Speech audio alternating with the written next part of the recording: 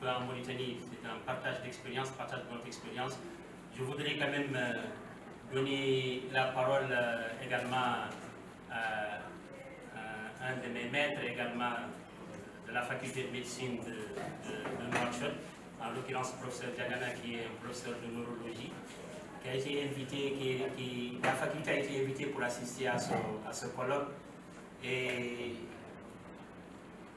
malheureusement, nous avons remarqué qu'au cours des différents discours, à aucun moment, donc, il n'a été fait état de la présence de la faculté. Donc nous allons lui donner la parole pour dire un mot au nom du doyen de la faculté de médecine.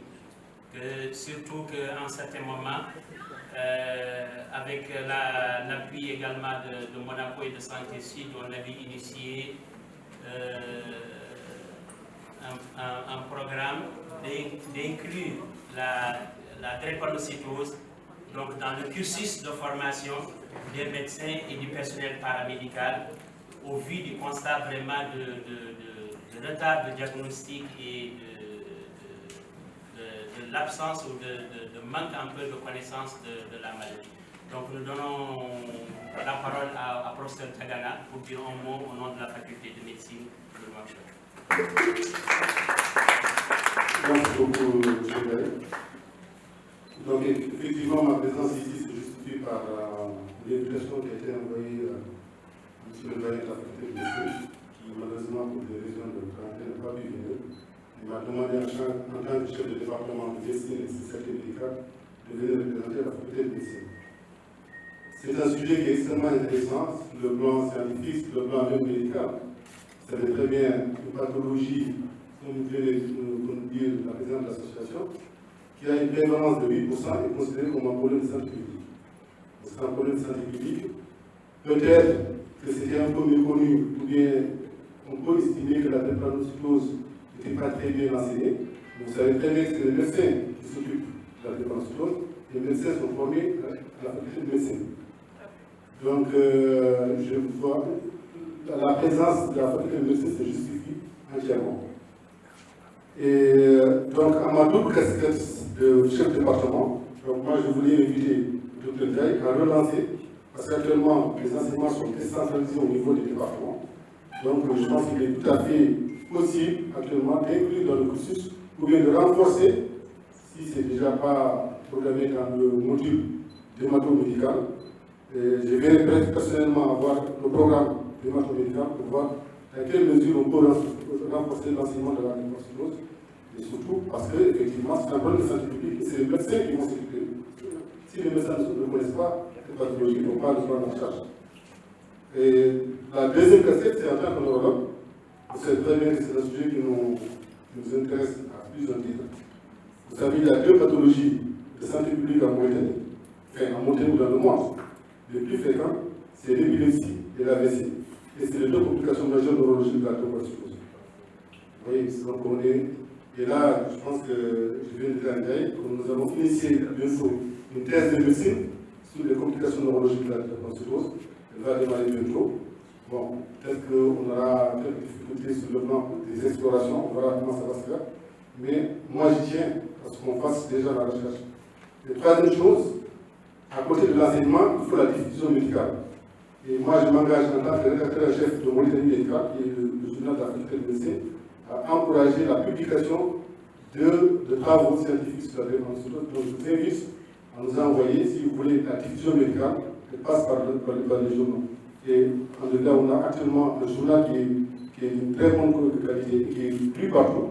Donc, pour faire connaître la drépanocytose en Mauritanie, il n'y a pas mieux que de le diffuser scientifiquement.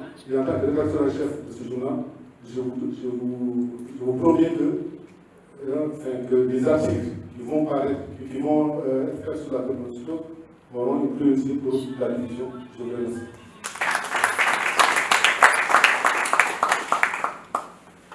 Donc, sur ce, je m'en vais vous présenter donc, un aperçu sur la drépanocytose en Mauritanie. Ce ne serait qu'un aperçu. J'avoue que nous manquons vraiment de grandes études pour vraiment parler de la drépanocytose en Mauritanie. Et au total, nous n'avons eu que 2 études qui ont été faites et qui ont donné la prévalence qui a été citée. Donc,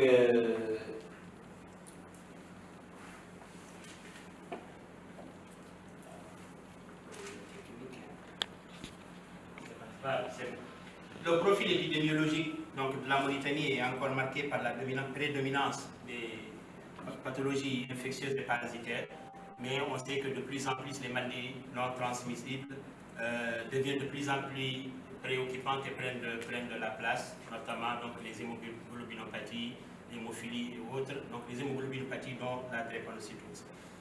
La place de la drépanocytose dans le profil épidémiologique du pays reste encore ambiguë, faute d'études. Et sa place dans la priorité des santé, dans la lutte contre la maladie, reste également encore ambiguë. Mais nous sommes conscients que les pouvoirs publics, en tout cas, prennent à cœur la problématique de la drépanocytose en Mauritanie. Donc, la drépanocytose est une maladie génétique, donc l'une des plus fréquentes maladies génétiques dans le monde, qui est liée à une anomalie de synthèse de l'hémoglobine, donc qui aboutit à la formation d'une hémoglobine anormale, appelée hémoglobine S. Et selon l'OMS, 5% de la population mondiale donc, vivrait avec le trait drépanocytaire. Et en Afrique de l'Ouest et l'Afrique centrale, où le taux de prévalence est le plus important, donc cette prévalence peut aller jusqu'à 25%, contrairement au taux des bassins méditerranéens où la prévalence tourne autour de 1 à 15%. En Mauritanie, donc, la prévalence serait entre 7 et 8%. Donc, d'après deux études qui ont été faites, donc la première en 1994 sur un échantillon de donneurs de sang, donc, et puis la deuxième sur un échantillon de femmes en consultation prénatale. Donc, comment se fait l'organisation de soins drépanocytaires en Mauritanie? Faute de structures publiques qui sont dédiées vraiment à la prise en charge et l'absence de programme de lutte contre la drépanocytose, la prise en charge de la drépanocytose s'articule en gros autour de l'association. Donc c'est l'association qui en fait oriente et qui aiguille les malades drépanocytaires vers telle ou telle structure et vers tel ou tel médecin. Donc c'est le cadre associatif. Donc la drépanocytose, quand on parle aujourd'hui de la drépanocytose en Mauritanie, je dirais haut et fort, c'est le cadre associatif. C'est l'association vraiment qui met en exergue la drépanocytose en Mauritanie, et c'est l'association qui essaye de sortir la drépanocytose de l'anonymat, et c'est l'association également qui se soucie vraiment le premier de la prise en charge des malades drépanocytaires, et en ce sens c'est elle qui aiguille toujours les malades vers tel ou tel médecin. Donc cette association, en tout cas en collaboration avec son principal bailleur de fonds, qui est la principauté de Monaco, a pu en tout cas former jusqu'à présent 7 médecins en DU de drépanocytose qui ont été formés au Centre de recherche de la lutte contre la drépanocytose à Bamako, contribuant ainsi à améliorer la qualité et la rapidité de la prise en charge.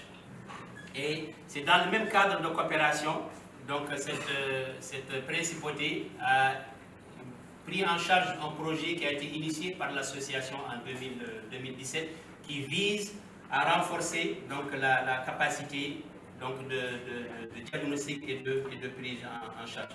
Cependant, nous sommes encore confrontés à certaines difficultés, notamment diagnostic et de prise en charge, liées surtout à l'accessibilité aux moyens diagnostiques, mais également aux moyens thérapeutiques. Et là, notamment, je fais allusion à la morphine et l'hydroxyurée, qui sont vraiment des points importants donc, dans la prise en charge, et pour la population qui est souvent démunie et qui ne peut pas accéder à ces molécules. Donc, comme je disais tantôt, cette association a pu en tout cas amener à faire une formation pour le personnel médical et paramédical dans l'ensemble, pratiquement, je dirais l'ensemble en tout cas des zones d'intervention pour le moment du projet, donc qui est essentiellement la zone de la vallée, où on note plus, on verra plus tard, donc la plus forte prévalence de la maladie, mais également à la formation de 7 spécialistes en drépanocytose qui sont aujourd'hui opérationnels, qui sont sur le terrain et on verra également qu'il a permis également de rehausser donc, la rapidité du diagnostic et d'améliorer la qualité de la prise en charge. Donc l'association a également pu se battre pour mettre en place une unité de diagnostic biologique par la mise en place d'un appareil directrophorèse de l'hémoglobine au centre hospitalier de Kéhédi et qui également aujourd'hui est fonctionnel et participe donc au diagnostic rapide de la maladie. Et récemment en 2022, donc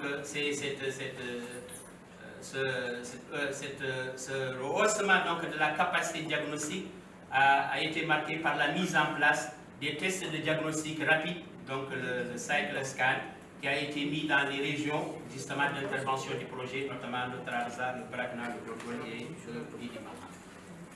Donc là maintenant, je vais partager avec vous notre expérience, ou mon expérience personnelle sur la drépanocytose durant ces 5 dernières années, donc de 2015 à 2019. La malheureuse expérience de Covid est venue arrêter tout ça et on était parti sur vraiment une grande étude. Donc, ce que je vais vous présenter donc, est tiré des dossiers des patients diagnostiqués et suivis pour une drépanocytose dans le cadre associatif, d'accord, dans le cadre associatif, et qui sont enregistrés dans le registre donc, de l'association et de 2015 à 2019. Au cours de ces 5 années, nous avons collégié 126 cas, donc 126 malades, donc repartis comme suit durant ces 5 années, donc le recrutement en moyenne, en tout cas en moyenne, on faisait environ 25 diagnostics donc, de cas, 25 donc, malades diagnostiqués, porteurs du trait drépanocytaire ou même malades du drépanocytaire. Donc tout est confondu ici, tout phénotype confondu, donc c'était 25 cas. Et là, on remarque vraiment l'augmentation progressive du recrutement, donc qui est liée à l'accentuation de la sensibilisation et de la formation du personnel qu'on a dit qu'il y avait, et également la mise en place de l'appareil de diagnostic, donc le test de diagnostic, mais également la formation de médecins qui sont devenus plus consciencieux, qui connaissent mieux en tout cas la maladie et qui pensent plus donc à la maladie, ce qui fait que le diagnostic est fait un peu plus précoce. Donc la population donc, recrutée était répartie comme suit. Donc la majorité de nos cas étaient de sexe féminin, sans qu'il y ait une prévalence et une trédomie. La maladie n'est pas liée au sexe, hein, c'est le pire hasard qui a fait qu'il y a plus de femmes. Et peut-être c'est parce que c'est plus les femmes qui viennent consulter que les hommes. Donc les patients, on avait des âges extrêmes qui allaient de 0 année ou bien de moins d'1 an jusqu'à 80 ans. Hein.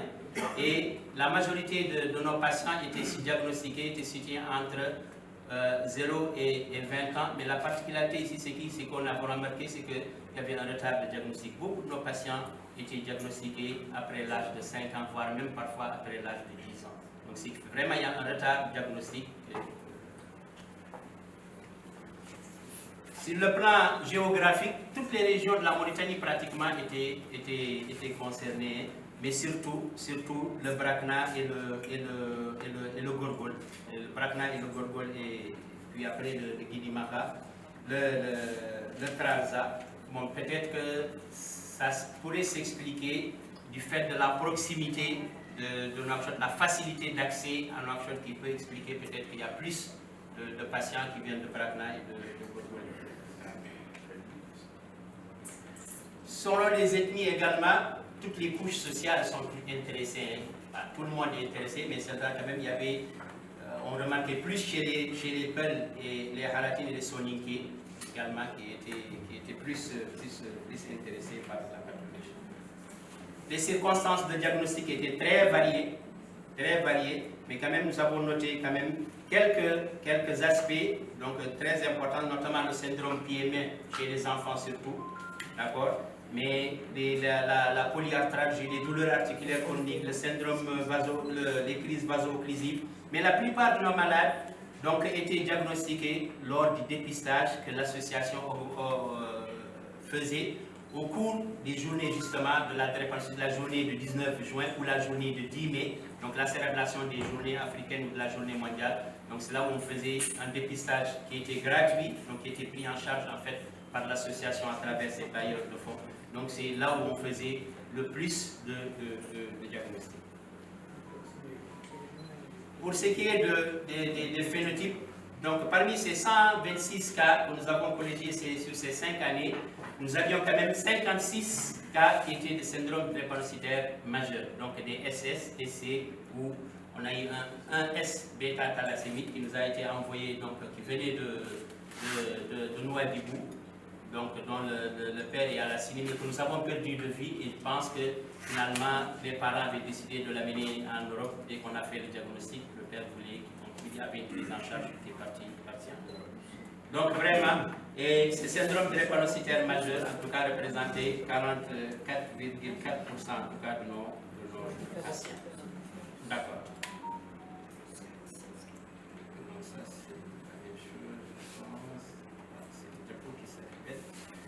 Pour les complications, donc fort heureusement quand même que nous n'avons pas noté beaucoup de complications, parce que la plupart de nos malades n'avaient pas présenté encore de complications. De toute façon, ils sont en cours de suivi, on verra l'évolution, ce que le temps nous dira. Mais en tout cas, il y avait des complications qui ont été même circonstances de diagnostic, notamment les AVC. Dr Diagana a parlé tout à l'heure de l'implication de la neuronie. Vraiment, les AVC chez les enfants. Donc, vous avez un enfant qui fait un AVC, pensez que peut-être c'est la drépanocytose. Ça pourrait être la drépanocytose, des accidents vasculaires cérébraux, surtout ischémiques. Donc, nous avons les nécroses osseuses qui sont des complications très fréquentes dans la drépanocytose, surtout la forme SS. Et puis les ostéomyélites chroniques, les lithiases véhiculaires. Malheureusement, nous avons noté également 6 décès au cours de ces 5 dernières années. Comment se fait la prise en charge donc, des patients? Donc, le suivi des patients et des patients drépanocytaires est assuré aussi bien par les pédiatres. Donc, malheureusement, je ne vois pas, mes amis pédiatres ne sont pas là. Et j'en appelle également à leur participation à la prise en charge parce qu'ils sont un peu en recul par rapport aux adultes, en tout cas, sur la prise de la drépanocytose. Donc, les enfants sont pris en charge généralement en pédiatrie, bien que nous en prenons encore, nous aussi, en charge quelques-uns. Et nous assurons une consultation pour les drépanocytaires tous les mercredis au Centre hospitalier national. Et chaque malade, donc certains ont des cahiers de suivi qu'ils gardent avec eux. Sinon, les autres, nous avons des fiches de consultation que nous gardons donc, au niveau du service de consultation externe. Donc, pour les hospitalisations, les moins de 14 ans, nous les envoyons en pédiatrie pour l'hospitalisation, et les plus de 14 ans en médecine interne. Et les raisons d'hospitalisation les plus fréquentes, en tout cas, étaient des crises vaso-occlusives sévères, donc ou répétées qu'on n'arrivait pas à juguler aux urgences. Sinon, c'est les complications comme le syndrome thoracique aigu, le priapisme et les syndromes infectieux. Donc, pour la prise en charge médicamenteuse, malheureusement, nous sommes limités dans la gestion de la douleur par l'absence de l'utilisation de la morphine, l'absence d'abord de la vulgarisation de la morphine, et puis l'absence de possibilité de monitorer très bien donc la morphine, ce qui fait que pour le traitement, soulagement de la douleur, nous nous arrêtons le plus souvent au palier 2, mais vous savez que parfois, c'est très difficile, la douleur est tellement intense qu'il faut vraiment recourir à la morphine. Quant à la transfusion sanguine, qui est vraiment également une pierre angulaire de la prise en charge de la drépanocytose, nous sommes également très avares dans la transfusion du problème de sécurité transfusionnelle, ce qui fait que les transfusions sont réalisées au cas par cas. Nous n'avons pratiquement pas de malades qui ont un programme transfusionnel ni échange transfusionnel, donc faute de moyens, faute de techniques de suivi donc, de ces techniques. L'hydroxyurée, localement, tant bien qu'il est disponible sur le marché, parfois il est difficile d'accessibilité pour des coûts pour des raisons financières, et la morphine, donc, dont j'en parlais, problème de disponibilité et de malléabilité.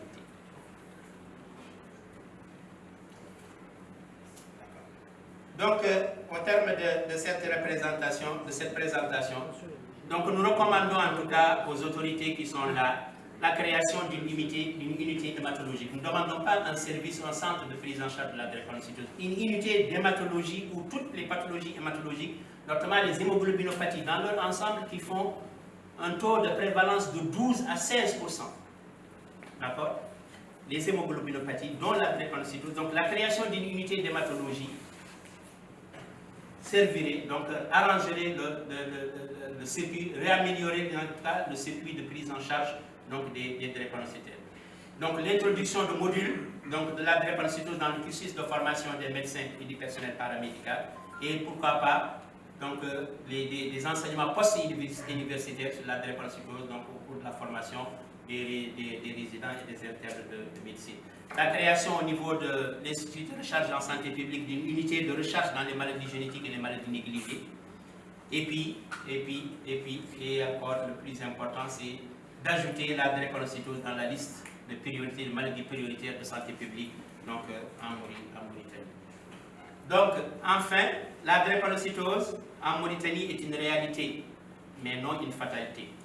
Donc, les problèmes de prise en charge sont essentiellement liés à l'absence de politique de lutte contre la drépanocytose, malgré une prévalence importante donc, dans le pays, aux alentours de 7 à 8%. L'absence de structures dédiées de la prise en charge et les problèmes liés à l'organisation et à la pratique de la transfusion sanguine, mais aussi l'insuffisance du personnel formé et qualifié. Donc tous ces facteurs sont à portée de main qui peuvent être donc, également gérés par les pouvoirs publics, et la prise en charge de la drépanocytose ne devrait pas aujourd'hui être laissée seulement aux mains de la seule association des drépanocytaires. C'est ce, je vous remercie.